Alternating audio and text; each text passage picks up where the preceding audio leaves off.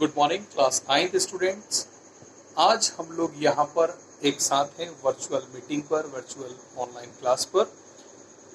यहाँ पर बोर्ड पर मैंने लिखा है some basic information and general awareness of the text behind.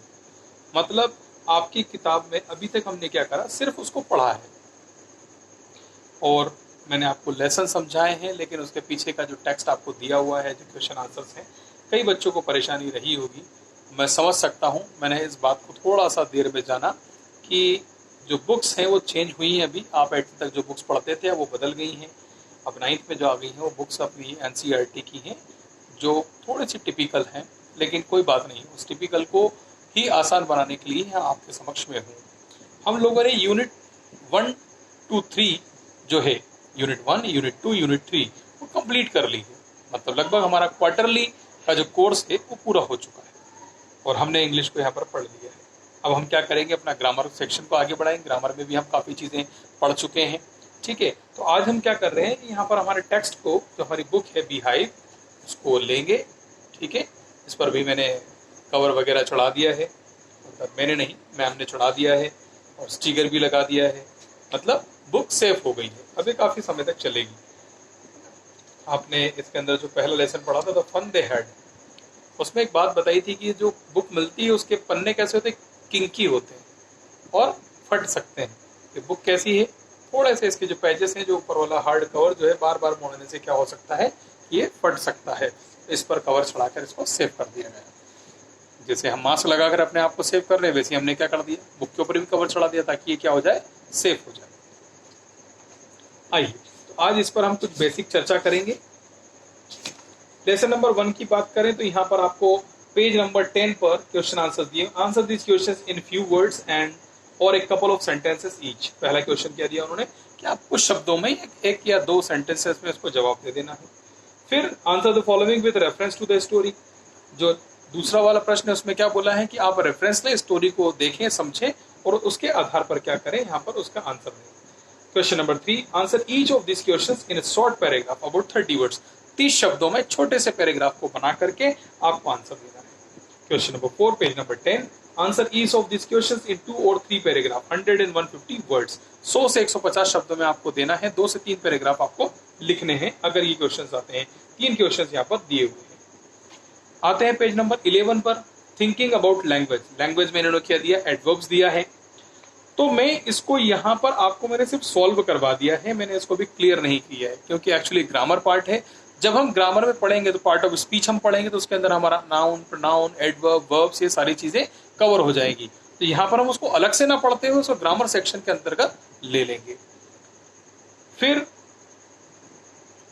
हम आते हैं नीचे, एक बॉक्स बना हुआ, उसमें लिखा है remember any adverb describes action you can form adverbs by adding ly to adjectives. Spelling note, when an adjective ends in y, the y change to I when you add ly to form adverb. For example, angry, तो क्या हो जाएगा, angrily। यहाँ पर उन्होंने बताया है किसी भी एडवर्ब के पीछे आप उसके ly लगा करके उसको क्या कर सकते हैं, चेंज कर सकते हैं। जो भी एडजेक्टिव होता है, एडजेक्टिव के पीछे आप ly लगा दें।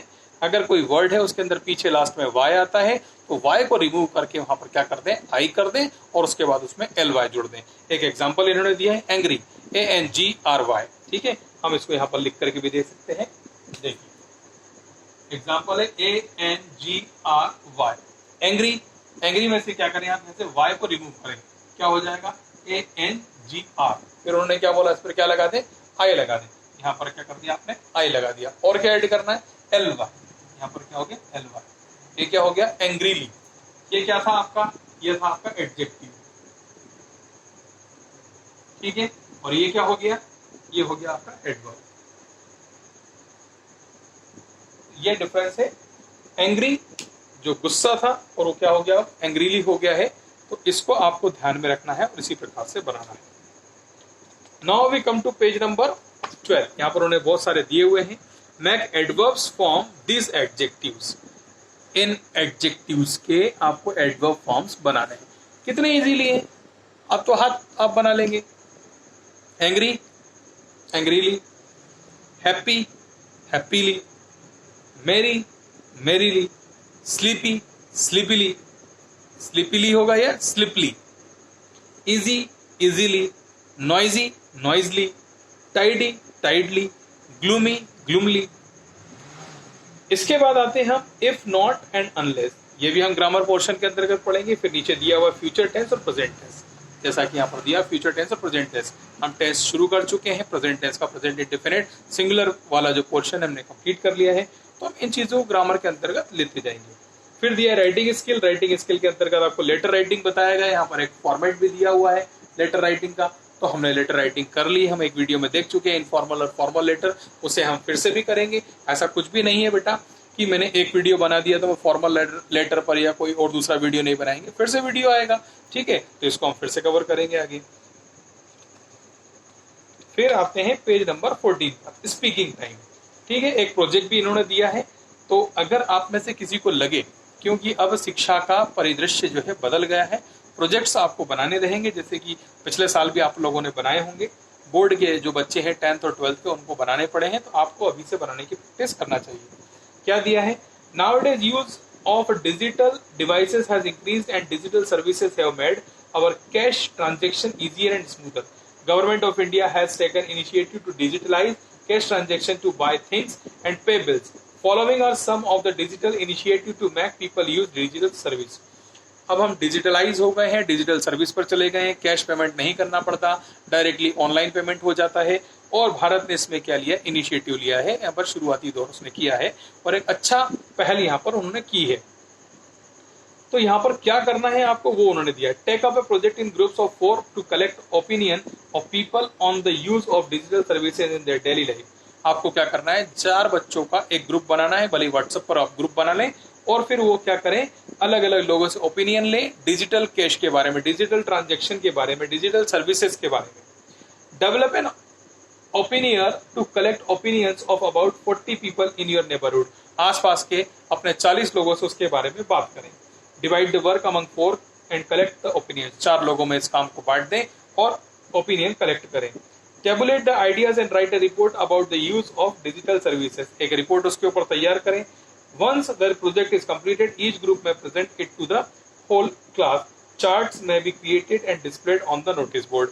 चार्ट बनाएं, नोटिस बोर्ड पर डिस्प्ले करें कि हमने ये रिपोर्ट तैयार करी। इस तैयार रिपोर्ट को क्या करेंगे, आप अपनी कक्षा के अंदर लगाएंगे। इस प्रकार से आप एक प्रोजेक्ट भी तैयार कर सकते हैं। नेक्स्ट हम चलते हैं पेज नंबर 16 पर। थिंकिंग अबाउट द पोएम, यहाँ पर ग्लोसरी दी हुई है, divers, undergrowth, wanted bear, hands. फिर थिंकिंग अबाउट द पोएम, इसके क्वेश्चन आंसर्स दिए हुए हैं, और उसके बाद में एक जवाहरलाल नेहरू का एक पैसेज दिया, time is not measured by the passing of years but by what one does. समय को सालों के बीतने से मेजर ना करें, आपने क्या करा उस वर्ष में, उससे मेजर करें। What one feels and what one achieves, किसने क्या महसूस किया और किसने क्या अचीव किया, इसके आधार पर उसको महसूस करें। फिर unit 2 the sound of music, इसके अंदर 2 पार्ट थे हमारे, सहनाई वादक जो थे वो, और हमने यहाँ पर एक एवेलिन क्लेनी के बारे में भी पढ़ा था। इसमें भी बहुत सारा वर्क उन्होंने दिया हुआ है। तो यहाँ पर हम देखते हैं क्वेश्चन आंसर दिए हुए हैं हमको, ये हमने कर लिए हैं सारे, आपको भेज दिए गए हैं, या शायद बाकी होंगे तो मैं भेज दूंगा इसे। Thinking about the text, find the words in the text which shows Ustad Bismillah Khans feelings. ठीक है, कहाँ पर उनकी कैसी फीलिंग रही, इसके लिए उन्हें एक चार्ट यहाँ पर दिया हुआ है।